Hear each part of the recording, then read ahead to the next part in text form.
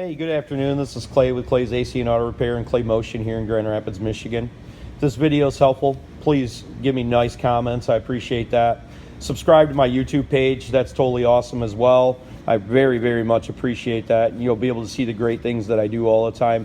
Mostly share this video because I think this is going to be information that is going to work over a wide gamut of things like RVs, motorcycles, vehicles, everything.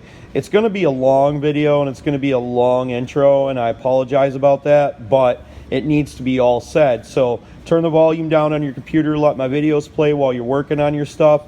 You want to send me any messages and you want to get them to me real quick, go ahead and go to my Facebook page, which is Clay's AC and Auto Repair, and send me the messages right there. Here we go. Okay, so what we're going to do is we're going to show you how to eliminate a draw. So if you've ever went out to your automobile in the morning time, went to start it up and the battery was dead, this will indicate that you either have a bad battery or that you have a draw.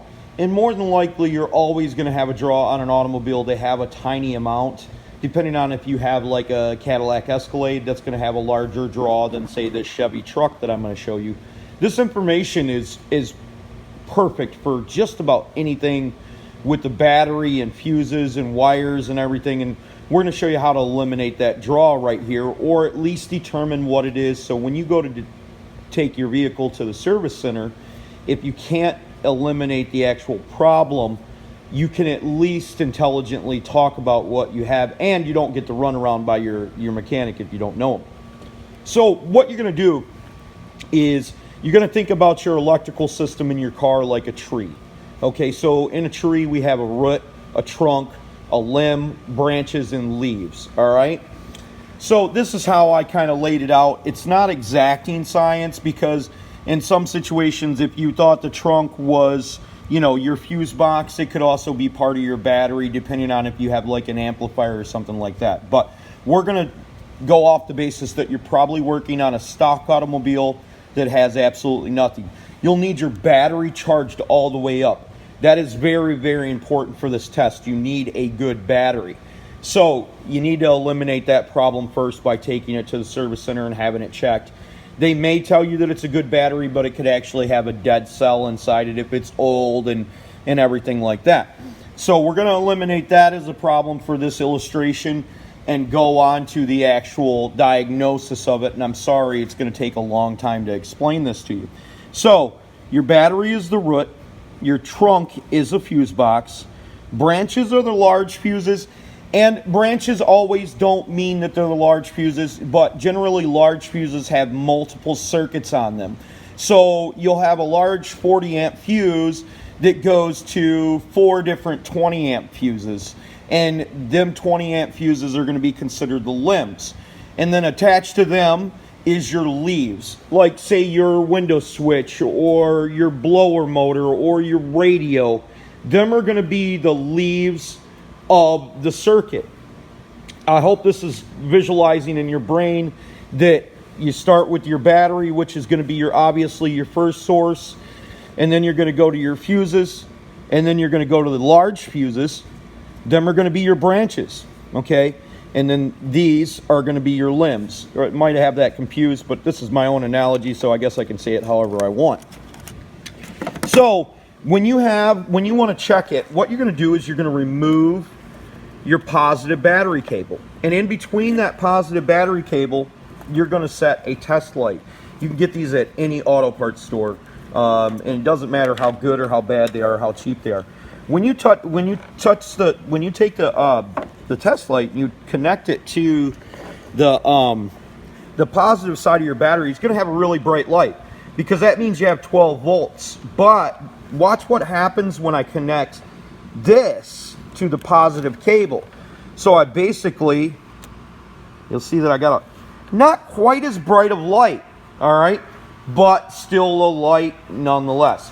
That means that this vehicle probably has a pretty significant draw.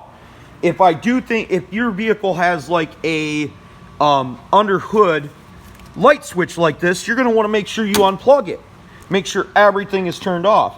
And if that was making a draw, which I don't think it is, because apparently it doesn't work, but If that was making a draw, that light would be brighter or get dimmer when you unplug it. So you're going to turn everything off inside your car and make sure all the doors are shut. Make sure you don't have a cell phone plugged in. Make sure you don't have anything on inside your car. Your dome lights aren't on or anything like that. Then, okay, so we got the test light set up. In a Chevy situation, this won't be the same for a Jeep or whatever, but if it doesn't have a little push button, just go ahead and latch the latch for the door so it thinks it's closed all the time. All right, and then that's going to tell the ECM that your door is closed, and it'll turn the dome lights on the car off. If it's a luxury vehicle like this one, then it's going to take a couple seconds.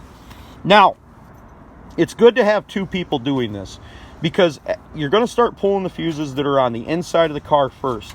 And the reason you're going to do that is most of the time when your draws are probably from the inside of a car. They're not going to generally be in your master stuff, or, you know, like your throttle positioning switch or something like that isn't going to go bad and create a draw. It's possible, but highly unlikely.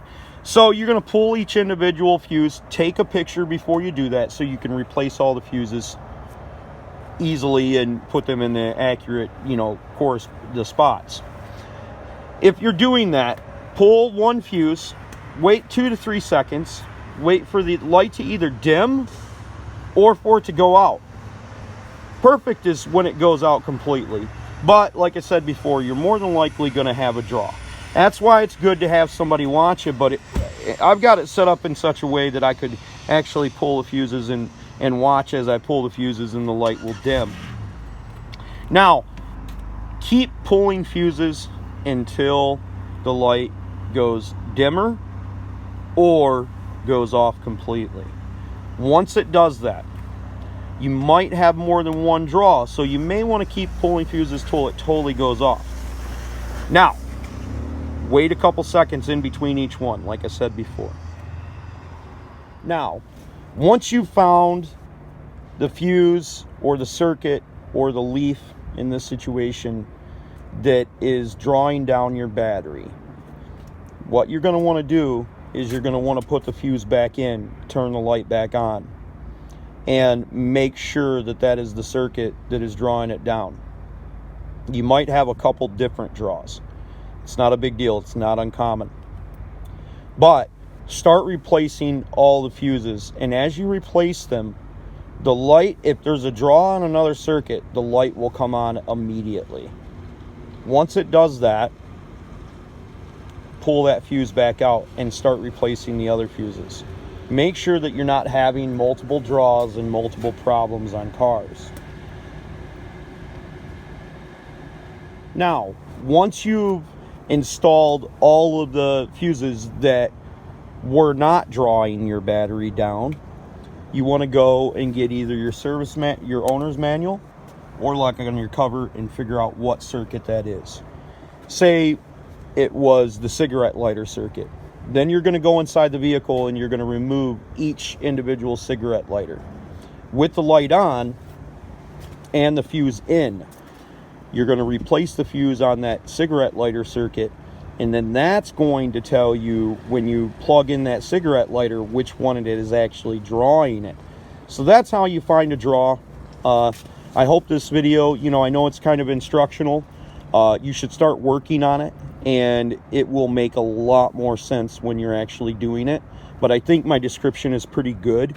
It's probably not perfect. Hopefully I didn't leave anything out. I really tried to actually give as much accurate information as I possibly could.